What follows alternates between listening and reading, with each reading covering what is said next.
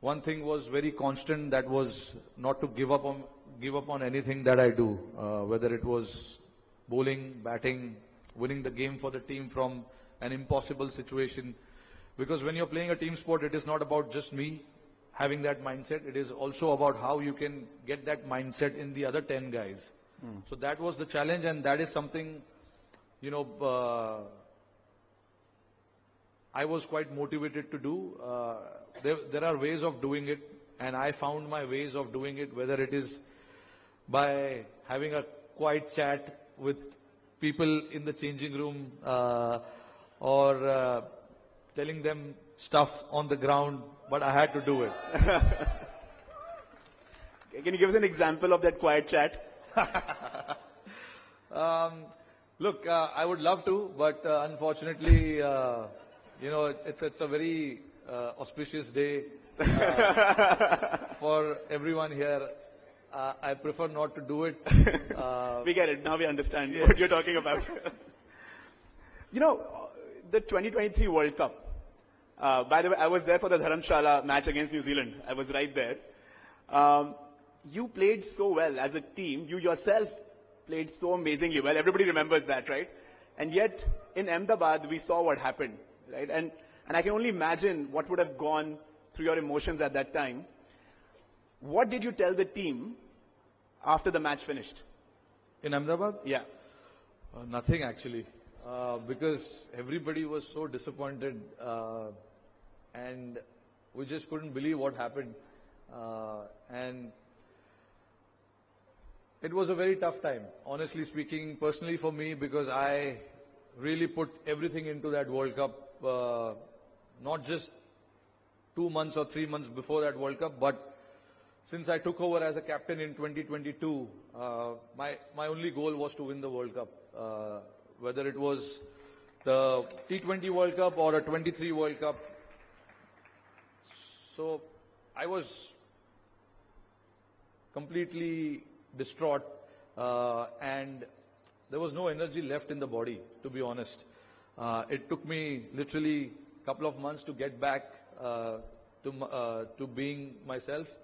But that's, I guess, you know, if you put so much into something and then you don't get it, that is very natural, you know, thing to happen to an individual, and that is something that happened to me. It was a tough pill to swallow, but I know the life doesn't end here, and it was a big lesson for me that, okay, this disappointment, how can I leave it behind and start something fresh, because life doesn't end there. I knew that there was something else that was coming up, which was the 24 T20 World Cup in US and West Indies, and I had to put all my focus there. It's very easy for me to say that now, but it was very difficult to do it at that point. At one point, I literally thought that, you know, I don't want to play this sport anymore because it has taken everything out of my body and I don't have anything left in me.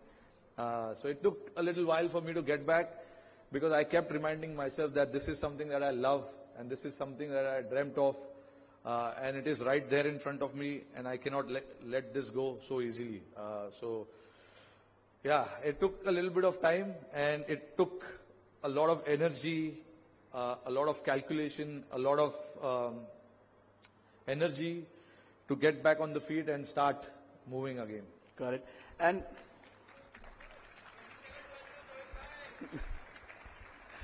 you know, from 23, let's move to 24, right? And that match is etched in my memory. I remember every ball against South Africa.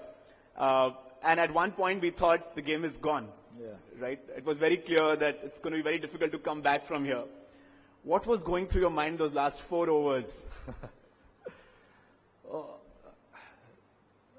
Look, I again went back to my old school thinking, which was to let South Africa enjoy when the last ball is bowled if they win the World Cup. I wanted to have that mindset, and that's the old school thinking. Okay, let it not feel it in a way where the game is gone and everything is lost. We had to put up a good body language on the show. Even though we were under pressure, things were not going our way during that time. We wanted to try and fight it out as much as we could, and we kept reminding ourselves that this is something that we are living for, to win the World Cup, and it's right there for us, and we can't let this go so easily. And it was not about me telling everyone at that point. Everyone knew that we had to fight for this. So all 10 of us, all 11 of us on the field, displayed that kind of body language where, the opposition always felt that, okay, these guys are not going to give it up that easily, even though we are on top, but it's not going to come to us that easily. And that goes to show the mindset, the body language that everyone had, the hunger to win that game, the hunger to win that World Cup everyone had. So hats off to, everyone who were there on the field at that point. But in my mind, I wanted to stay calm because I wanted to make those changes, the bowling changes, the field placement and all of that. So, and being a leader, you obviously are standing right at the top. So, you can't look like you're panicked, or you cannot show, especially the opposition, that, okay, this is it, it's done. That kind of body language. So I tried myself engaging with the bowler, what can we do? How can we try and take wickets? How can we stop runs? And all those kind of things. Because we knew that anything could happen till the last ball is bowled, and we went with that mindset, and it was great to see how the last 4 overs planned out for us.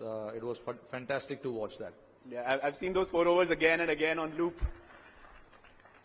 We see what happens on the field, right? But can you tell us what happens off the field before the match? What is the preparation that goes into winning the World Cup? Do you think of the field placements, etc., etc.? Do you look at the videos of the opposition beforehand? We don't know what happens before. No, I believe in preparation. I think without preparation, it just doesn't give me that confidence to go anywhere. Like I've come here prepared, what I need to do. So it just, you have that extra confidence in you when you are well prepared. So before the game, I just like to go through the opposition and see what they're doing, how they're playing spin, how they're playing seamers, where are, some of their batters hitting the shots, where are the bowlers picking wickets and all that kind of stuff. Because I feel I don't need the team to go through that. I need to go through that so that, I'm not putting too much on my team members' plate, because eventually, it's also important to keep the environment nice and relaxed, and that is when your best performances come out, when you're nice and relaxed. And it's the captains and the coach and the management in the support staff, it's their job to do all the homework and then pass it on to the players. And I believe personally I'm a player first, then the captain, because I have to go and bat and, lead from the front, play well, get some runs because I open the batting. So my job is very, very important for the team to start well, give a good start. So I think I'm the player first and then the captain.